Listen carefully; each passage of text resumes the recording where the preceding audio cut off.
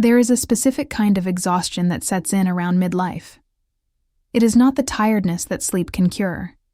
It is a deep, bone-weary fatigue that comes from living a life built on previous assumptions. We spend our 20s and 30s climbing.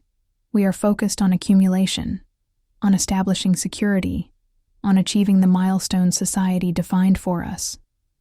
We chase the career, the partnership, the home, the definition of success that was handed down. And then, often unexpectedly, we arrive at the plateau.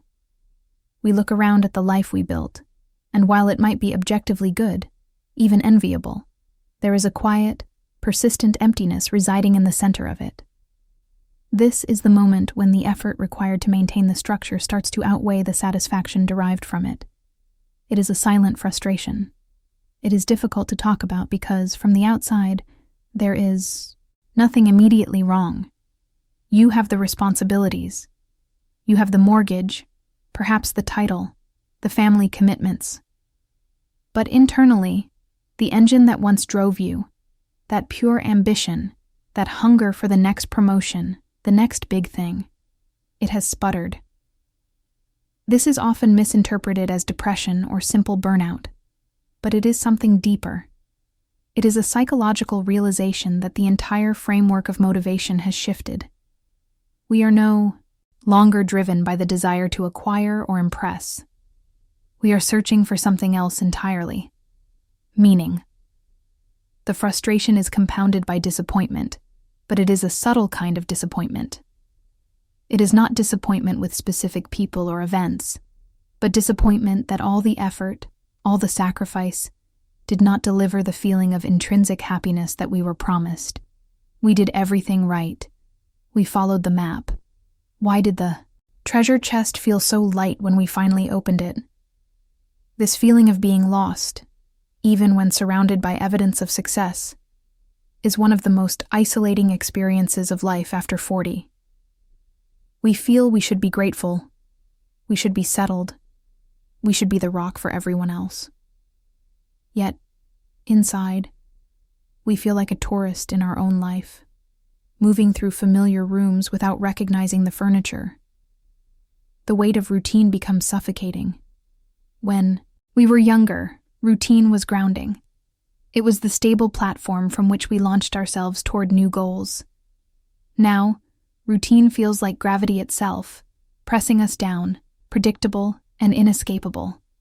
The days blur into weeks, and the years seem to accelerate, leaving us slightly breathless, wondering where the color went.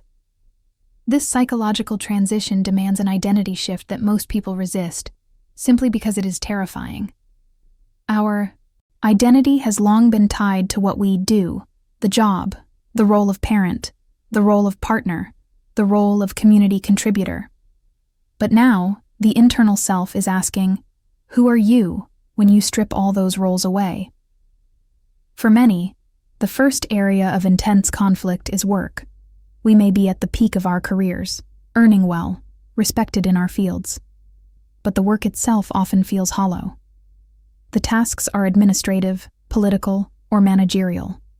We are dealing with complexity, not creation. We are maintaining systems, not building new ones. There is a deep, quiet yearning to return to the essence of what we once loved, or perhaps to simply contribute in a way that feels tangibly helpful to the world, rather than just profitable for the organization. The conflict arises because stepping away means risking everything. It means risking the security we spent decades building. It means telling the world, and more importantly, telling ourselves, that the decades of effort might have been misdirected. So, we stay. We maintain the facade of engagement and competency, but every morning, a small part of us dies trying to fit into the uniform. The relationships in our lives also face a subtle crisis. In midlife, the high-intensity drama of early love and early parenting usually fades, replaced by quiet companionship. For some, this companionship is a deep comfort. For many others, it reveals a gulf. We look across the dinner table at our partner and realize we are simply two people, efficiently managing a household, sharing logistics, but perhaps not sharing a deep inner life anymore. The issue is not malice, but distance built through years of prioritizing external demands, children, careers, debts. The emotional bandwidth for true intimacy slowly eroded. When we try to reconnect, we realize we have changed, and the person we built our life with has also changed, often in directions we didn't anticipate, or perhaps directions we simply failed to observe while we were preoccupied with the demands of building the life. This recognition of emotional distance leads to another layer of frustration. The realization that the time required to repair or rebuild that intimacy feels overwhelming, given the existing exhaustion. It feels easier, safer, and quieter to simply maintain the status quo, even if the status quo is lukewarm. We start to feel a deep sense of psychological fragmentation. We have the self we present at work, driven, successful, competent. We have the self we present at home, caring, present, reliable. And then there is the third self, the internal, quiet observer, who feels increasingly alienated from the other two. This third self is the one experiencing the crisis. It is the authentic core asking why life feels so heavy. The loss of excitement is another major marker of this period. When we were younger, the future was a tapestry of potential milestones: graduation, marriage, first job, first house, children. Each milestone provided a forward momentum, a thrill of anticipation. After 40, the major structural milestones are mostly complete. The future becomes less about achieving new things and more about maintaining existing things. There are fewer firsts and more lasts. The children are leaving or soon will be. The career trajectory levels off or becomes repetitive. The sense of novelty diminishes. We mistake the absence of novelty for the absence of life, and this is a dangerous psychological error. The quest for meaning, therefore, becomes paramount. But meaning is not found in the same places that achievement was found. Achievement is external, measurable, and competitive. Meaning is internal, qualitative, and deeply personal. This shift requires us to slow down, to sit in the quiet, and to look inward. Something we have spent 30 years actively avoiding through constant activity. We often try to solve this internal crisis with external solutions. A new hobby, a sudden career change, a dramatic relationship shift, an expensive trip. These actions provide temporary relief, a fleeting sense of renewed energy, but the underlying psychological tension remains because the tension is not caused by the circumstances. It is caused by the lens through which we are viewing the circumstances. The core realization of midlife is that life is finite, and the energy we have left must be spent on things that genuinely resonate. This is where the conflict between acceptance and resignation emerges, and understanding the difference is vital for moving forward. Resignation is a form of emotional surrender. It is saying, "This is all there is, and I hate it, but I lack the energy to change it." Resignation leads to bitterness, cynicism, and a slow emotional death. It involves abandoning dreams and allowing routine to dominate completely. Acceptance, however, is clarity. Acceptance means acknowledging the reality of our current situation without judging it as good or bad, simply as what is. Acceptance means understanding that certain dreams must die because they belong to an earlier version of ourselves, one who had different values or priorities. But acceptance does not mean abandoning effort. It means redirecting effort toward things that are possible and sustainable now. For example, acceptance of a limited career trajectory does not mean quitting the job and moving to a mountain top. It means accepting the limits of the professional structure, decoupling our self-worth from the job title, and finding avenues for intellectual or creative stimulation outside of the office that nourish the neglected self. It is trading the expectation of perpetual ascent for the appreciation of horizontal growth, depth, skill refinement, and wisdom. This process requires a painful psychological inventory. We must confront the ghosts of the I, paths not taken, the promises we made to ourselves in our youth, and the compromises we made along the way. We must stop using the term should when describing our lives. We should not feel happier. We should not be further along. We simply are where we are. This confrontation is unsettling because we are forced to see ourselves, perhaps for the first time, not as a collection of potential, but as a collection of choices already made. The freedom in this is immense, though it feels like a constriction at first. When we stop believing that everything is possible, we can finally focus on making the few things that truly matter meaningful.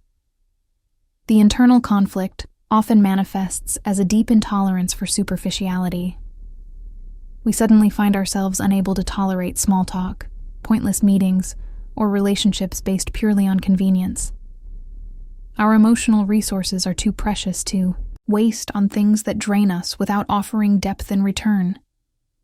This intolerance, while healthy, can lead to social isolation, as the majority of everyday interaction often relies on a polite, superficial surface.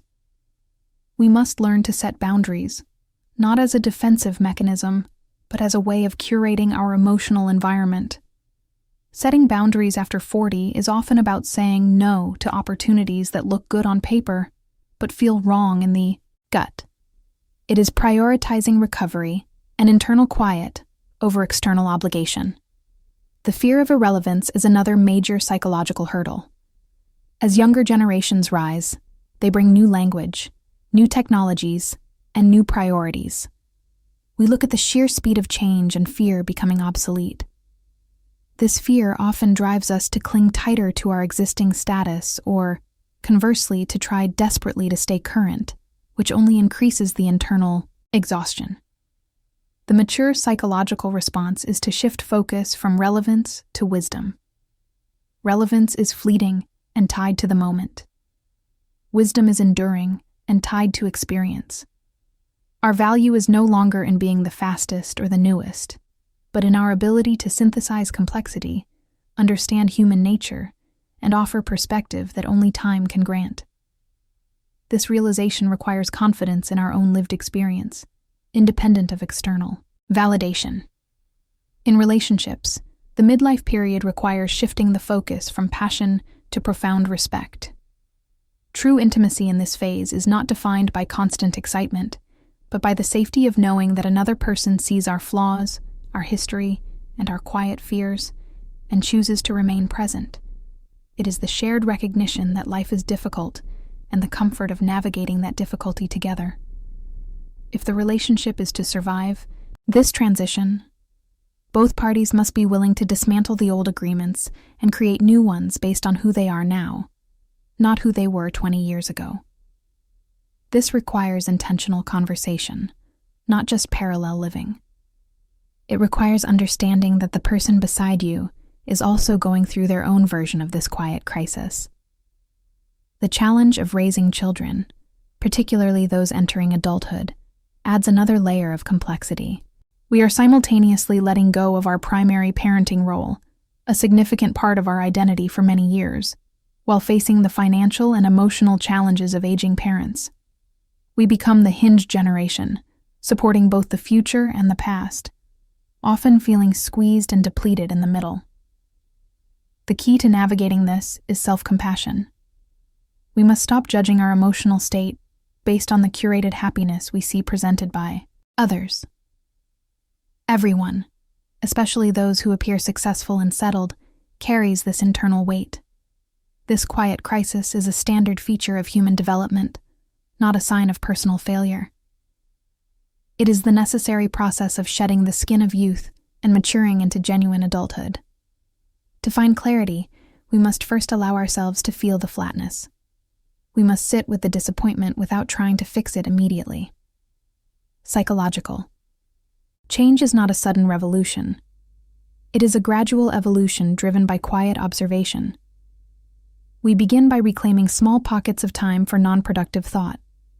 Time spent staring out the window, time spent walking without a destination, time spent reading something purely for pleasure, not for professional advancement.